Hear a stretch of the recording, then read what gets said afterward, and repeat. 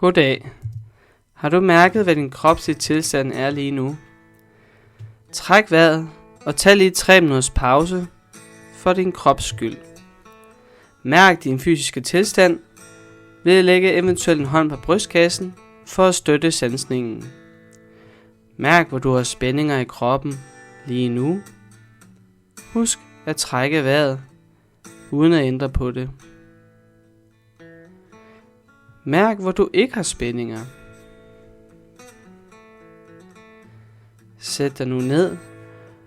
Kunne du sidde bedre, så ret på dig selv. Ved opspændte muskler kan man afspænde dem ved at spænde op i dem imellem 5 til 10 sekunder, og derefter give efter. Efter en maksimal opspænding af en muskel, kan der ske en maksimal afspænding. Spænd nu op i dine hænder. Hold spændingen. Og spænd af. Spænd op i dine underarme. Hold spændingen. Og spænd af.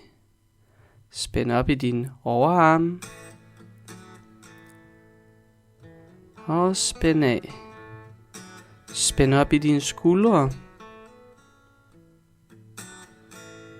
Og spænd af.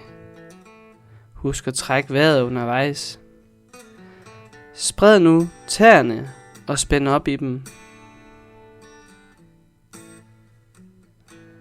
Og spænd af. Spænd op i fødderne.